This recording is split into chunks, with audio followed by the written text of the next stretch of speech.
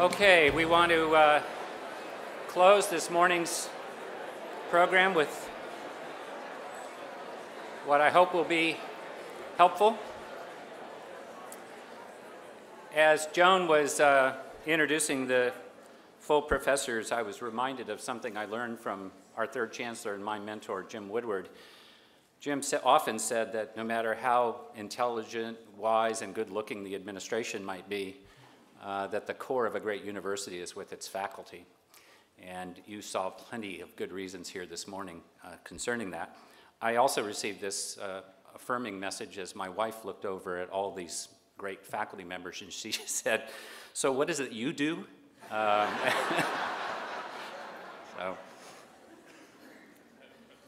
well, welcome. Lisa and I are very excited about the upcoming year.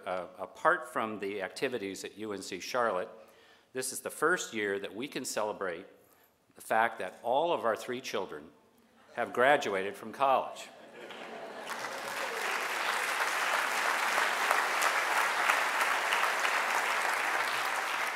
Not one of them is living at home. All but the last one are completely off the family payroll. And our oldest son is getting married in October.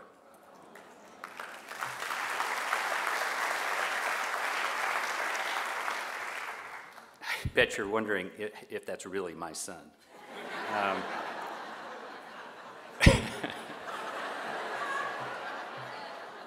We look forward to the addition of our daughter-in-law, Kimberly, and maybe the prospect of a grandchild down the road, well down the road.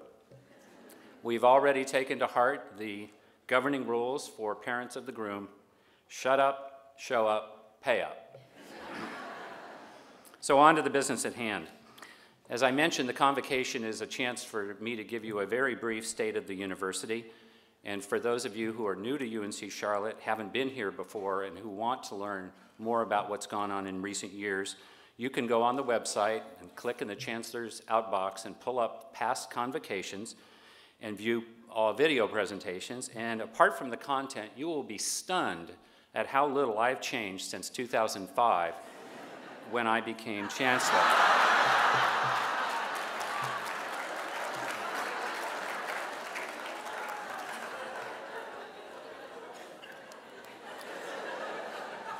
On July 15th, a month or so ago, I finished my 7th year as Chancellor. The first 3 of those years were really pretty good. The last 4, not so. It's been tough. But tough economics or not, as Joan suggested, the good news is that this university is on a roll, and you can see it almost everywhere you go.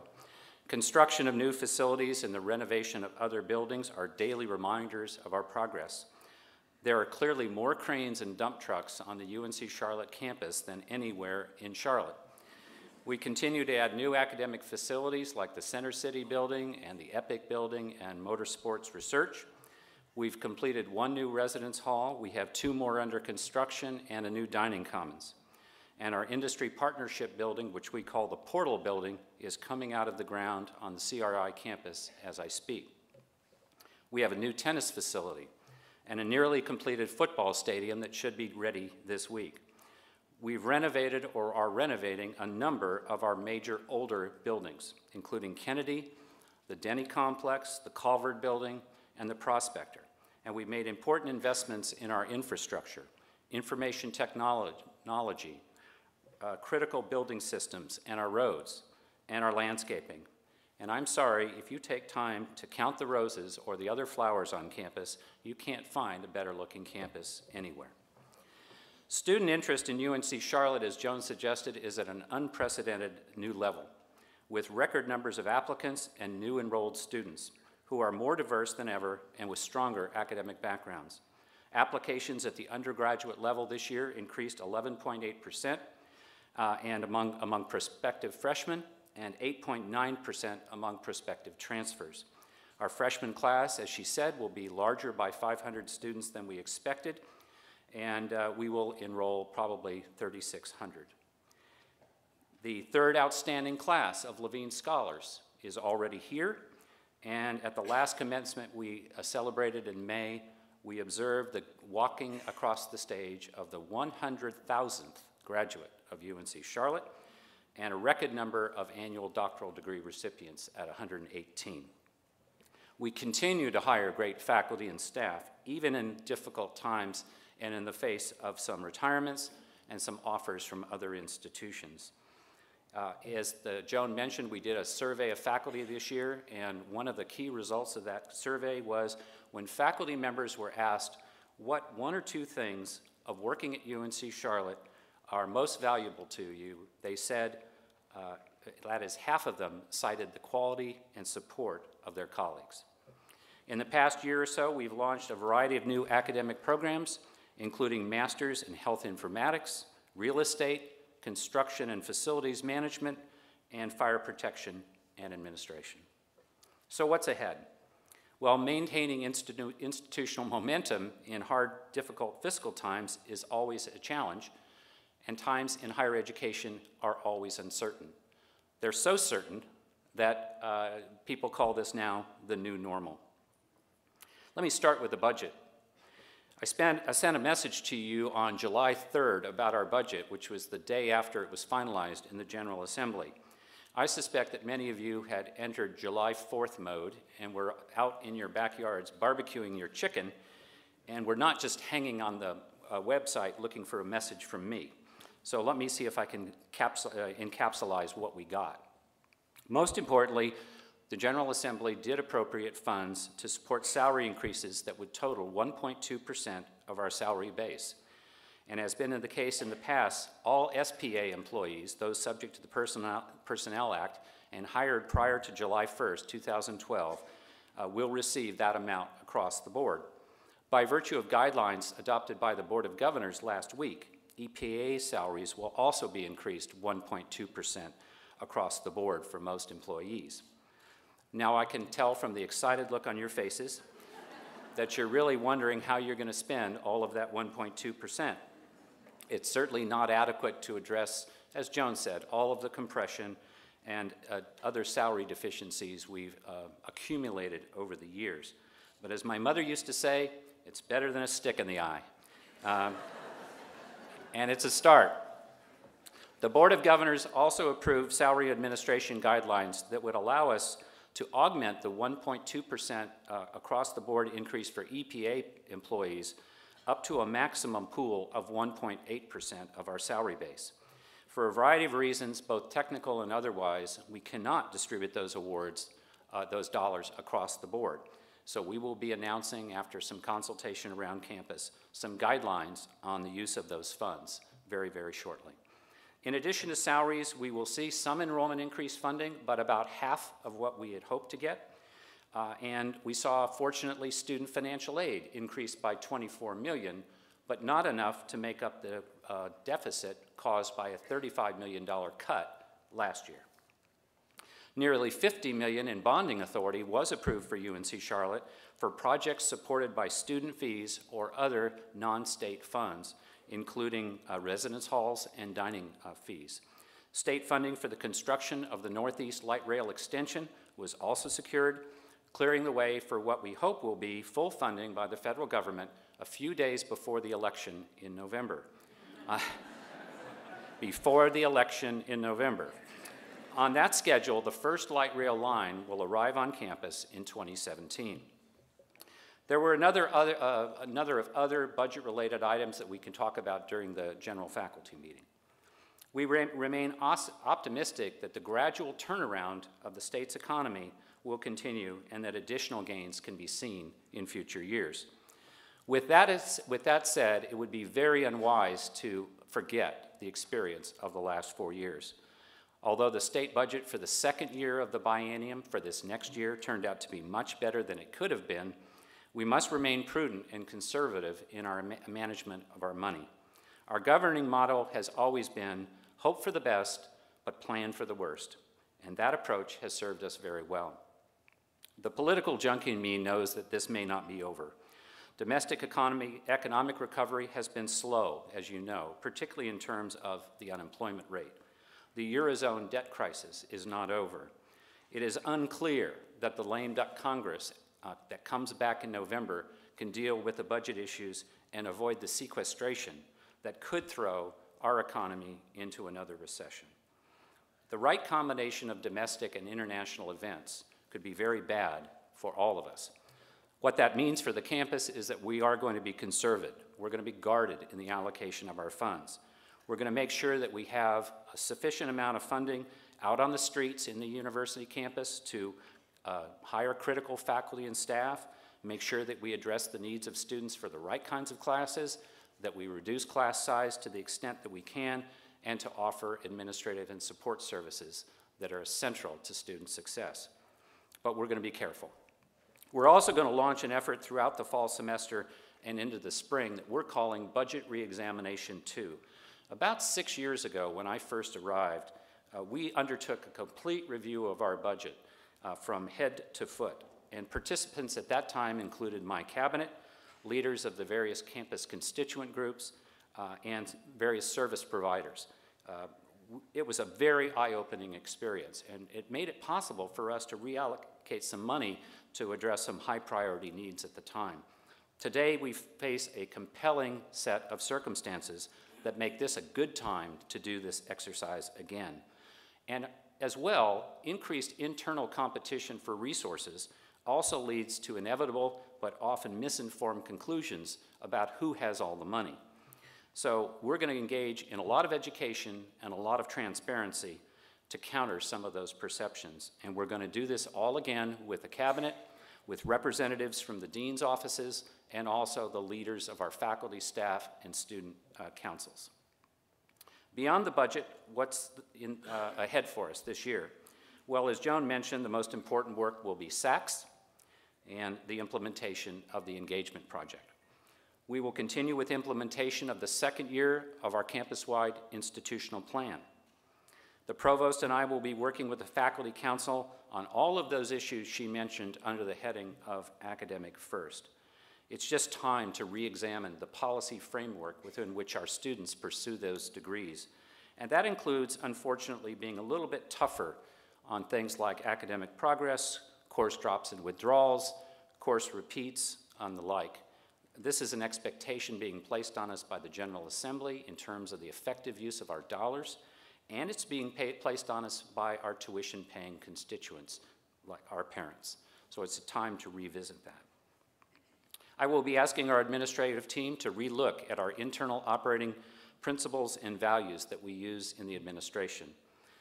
These were put in place about 7 years ago. I would venture that most of you have never seen them unless you wandered onto the Chancellor's webpage, and I'm guessing that's not been a high priority for you.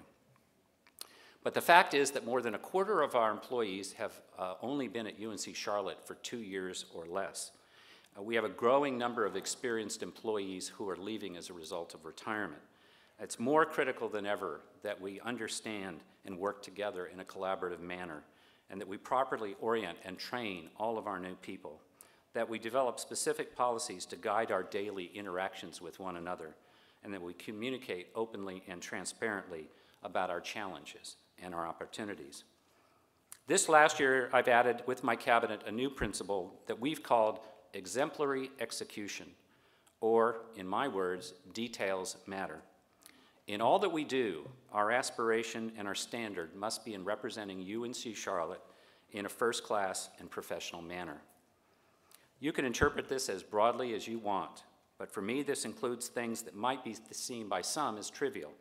Proofreading our memos and our publications, ensuring that the information we distributed is written in English and not university code, offering well-designed public programs that don't keep people in long lines for food, tickets, or foods or parking, using communication strategies that are intentional and thoughtful.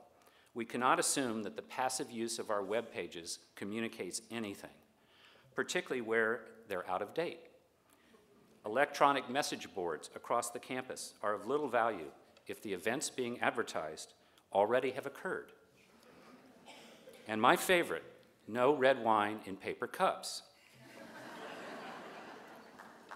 So, we will continue this year to uphold and celebrate our unique role as North Carolina's urban research university. As Joan mentioned, Bob Wilhelm, our Vice Chancellor for Research and Economic Development, will be developing a plan for the research enterprise including our sciences, our social sciences, and our humanities and arts. And we'll continue the work under Bob's leadership of the Research Administration Project to improve the processes we have for seeking and acquiring and administering extramural grants. Engagement is a central defining feature of the Urban Research University, and we have some new people coming on board to help us with that. In the area of engagement, Jeanette Sims will lead University Community Relations, while Jenny Jones will join us to direct the Alumni Association. Jeanette will join Associate Provost Owen Furiseth as the co-chair of the Community Engagement Council that was initiated last year, and she'll take the initial steps toward the establishment of a Campus Speakers Bureau so we can share the expertise of our faculty broadly across the community. Jenny will continue to expand our alumni events inside and outside of North Carolina, but building especially our affinity groups like our Black Alumni Association and developing an alumni program around the opening of football in 2013. I do want to thank and recognize John Snellsire, who's here, for his outstanding work as Associate Director this last year. It's never fun or easy to be an interim, but we're glad that John will continue with us as Associate Director of Alumni Affairs. Thank you, John.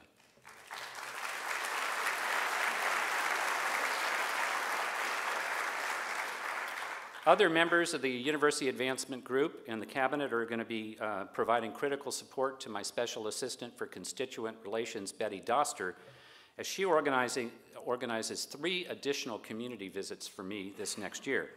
This last year, we visited Cleveland and Gaston counties to engage business leaders, political officials, community college officials, alumni, local media, and others, as we want these key constituents to be well informed about UNC Charlotte and the value that we play in the success of their communities. So we are going to be going out again this year with Betty's help to Cabarrus, Lincoln, and Rowan counties, and we expect you'll see considerable publicity about those visits. Another major engagement initiative, which has been Betty's responsibility and that I'd like to acknowledge and encourage you to participate in, is the Charlotte 49er Democracy Experience. There should have been a card in your program that gives you an idea of all the opportunities. Fantastic things like bringing Gwen Eiffel here from Washington Week in Review to be on campus at Robinson Hall, and multiple opportunities for internships and volunteer experiences for faculty, staff, and students. Betty, I want to thank you for all that you've done to get that organized. Thank you.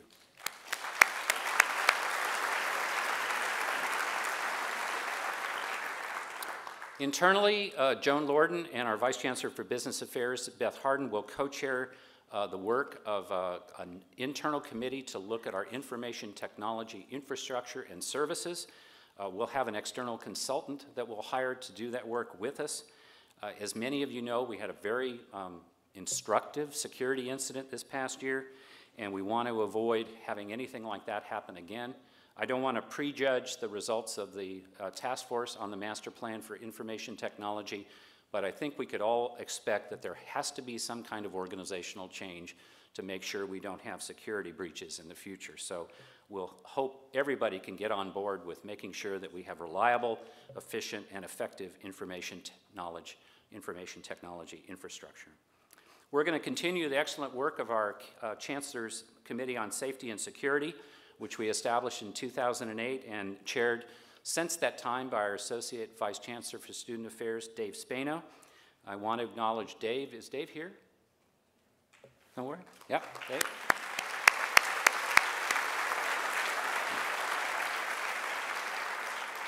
This was a major undertaking to assess our security posture on campus, and you'll be very pleased to know that the most recent report of Dave's committee is that campus crime has been reduced significantly, but also faculty and staff feel more secure than ever before on campus. We have invested thousands of dollars in building access systems, campus lighting, police and security people, blue light telephones, safe ride services, and the like, and will continue to do more. Senior Associate General Counsel Jesh Humphrey will take over for Dave as chair of that committee. And Connor and I have talked about getting reinvigorated the Student Governments Association Safe Walk program, which allows us to identify vulnerabilities on campus from the perspectives of students and administrators walking around the campus at night together. Vice Chancellor Niles Sorensen and his staff in University Advancement will continue with the excellent work they've done over the last couple of years to migrate all of our web pages to a common and shared platform and set of templates, and we'll do more, and we're asking them now to look at some of our internal logos and brand presentations so we can make sure we're doing the best possible job of effectively communicating the brand of UNC Charlotte. We're going to use more frequent, streamlined multimedia messages and continue to do some things on public television like the USA, Inside UNC Charlotte. Art Jackson, our Vice Chancellor for Student Affairs, and his group will continue to add the new residence halls that are in the process of being constructed. They should be ready by the fall of 2013. If you've been along Cameron Boulevard, you've seen a lot of trucks coming and going. And Associate Vice Chancellor Keith Wassam in Business Affairs is working with his colleagues to make sure we have a new dining hall for them in the fall of 2014. None of these folks anticipated that we would have such an increase in freshmen this year, so we made the decision to keep Hunt Hall open one more year, but after that, it will come crumbling to the ground. Art and many of his staff are continuing to develop programs for all of our diverse kinds of students. I should mention that our student body is becoming more and more diverse in almost every conceivable way. In fact, we have more African American students on this campus than either NC State or UNC Chapel Hill. We have a growing number of students returning from military service as veterans. They have academic and personal profiles very different from our non-traditional students, certainly much different than our traditional freshmen. We have non-traditional students, LBGT students, Greek students, disabled students, student body leaders, aspiring athletes, you name it, we've got them. And we need to find different ways to help them be successful.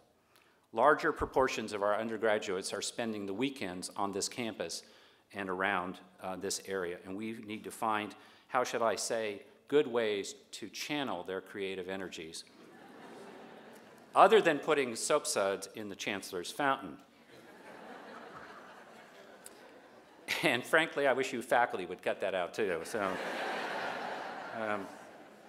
General Counsel Dave Broom has accepted my invitation for him to lead a major examination of our compliance obligations under federal, state, local, GA, and NCAA rules. That includes a comprehensive review of the lessons of the scandals at NC State and UNC Chapel Hill. As of today, we have documented over 200 pages of rules and regulations, and we're not done yet. This is not exciting or fun work, but it's the kind of thing you have to do in today's environment to assess your institutional risks and be prepared to address them. Judy Rose and her staff in athletics have completed an amazing effort toward the initiation of football, but I should note it's been a total institutional effort. And that will continue this year as we roll down the road toward the opening of football in the fall of 2013 and toward joining Conference USA for football in 2015. We'll do a trial run, you can put this on your calendar, for managing game day logistics on April 20th, when we will play an intra-squad scrimmage, the green and white game. I'm pretty sure the home team's gonna win. And keep our status intact as North Carolina's only undefeated football team. But mark down August 31st, 2013 as the first game, real game, against Campbell University, and I've already made my prediction. We will win 49-0. Now, I have had a lot of questions about football. I'm going to take just a moment to address them here because I know among some faculty members in particular there are concerns. People have been asking me whether I have any buyer's remorse about football, and I don't. It's a large and complicated sport. It is expensive, but I do know that there are a few things that can end the tenure of even the most talented university leader. That list, and these are real examples, would include unwise Facebook pictures, embarrassing YouTube videos, use of a university telephone to make repeated calls to a phone sex site, showing up at an off-campus party of students, and football. So we are going to be very careful about how we do our business in football. We're not standing still waiting for it to run over us. Our Board of Trustees has reorganized to an internal committee structure to make sure we have the appropriate board-level oversight. The Chancellor's Administrative Council on Intercollegiate Athletics, chaired by Professor Paula Gulkasian, has added the Sportsmanship and Ethical Conduct Subcommittee to focus the attention of our faculty, staff, and students on the issues of ethics and integrity in athletics. We've hired a head football coach and a staff who understand our values. We've added staff in compliance and academic advising, and we've moved our most experienced people to oversee football. Our academic support advisors report to the provost, not to athletics. And the same is true of compliance, which reports jointly to the athletics director, but also to the general counsel. And as I mentioned earlier, we have initiated a review of the 130 recommendations made by Mr. Free in the wake of the Penn State situation. There is no completely foolproof system in athletics, but these issues are not new either. A president of Stanford University once observed that, quote, "The evil in current football rests not in the hired men, but in the academic lying and in the falsification of our own standards as associations of scholars." That, I think, is a gross overstatement most of the time, but more to the point, that president was David Starr Jordan of Stanford University, and he made that comment in 1905. Many of you may not know that 2012 is an anniversary, an important year, marking an occasion of great importance in the history of higher education. It was in 1862, 150 years ago, that President Abraham Lincoln signed into law the first Morrill Act, which established this country's system of public land-grant universities. The Morrill Act was this nation's most significant and tangible commitment to the comprehensive education of the middle class, the sons and daughters of ordinary people, as Jones suggested, a move that was essential not only to the healthy functioning of our democratic society, but also to our industrial and scientific development. Later, it was the land-grant universities that were charged with the formidable and important task of ensuring that universities engage in outreach and extension and the application of knowledge to address critical public problems. 2012 is also the 20th anniversary of a decision by the National Association of Land-Grant Universities to extend membership to UNC Charlotte and other urban institutions which educate the vast majority of middle-class and poor students through their commitment as institutions to access an affordable higher education. It is also this set of institutions, our institution, that are most invested in helping their communities address the wide-ranging and complex social and economic issues of urban areas. Like perhaps many of you, I owe my current position in life to having had the opportunity to attend a public land-grant university at little to no cost. What has happened in the last 20 years, of course, could lead some to question whether this country has a commitment to public higher education, to affordable and higher education for all. It's in some peril. State appropriations for higher education have declined, tuition has increased, student debt has become a national crisis. But perhaps more importantly, it's the attitudinal shift. The deliverables of higher education are increasingly being seen by some as a private good and not a public good. It's being seen as something only benefits those who get degrees rather than of larger benefit to society. It's clear, though, that the production of degree-seeking citizens has positive outcomes for state government, for state economies, for the generation of state tax revenues, for the health of the population, for the reduction of crime, and a variety of other indicators. It's our obligation, of course, my obligation, to try to turn this view around with advocacy and information for our elected officials. But our most powerful weapon is to continue to provide access to those who need and want higher education, and to provide that education at the highest levels of quality that we are capable of delivering.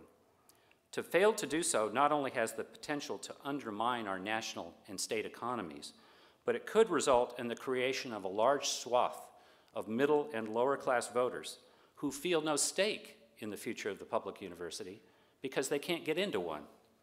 And that's where you come in. Let's remember that we're not just teaching a class. We're not just advising a student, grading a paper, processing a financial aid application, working on a research project, repairing a computer, or mowing the grass.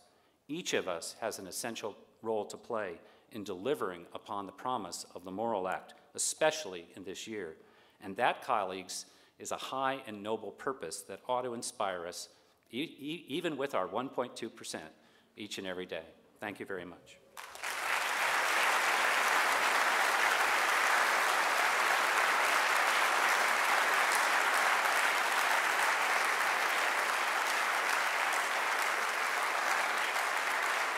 Thank you. We are going to take less than 5 minutes to reset the stage for the general faculty meeting. For those of you who want to escape, this is the good time to do that. I hope many of you will stay and choose to participate. Thanks for being here.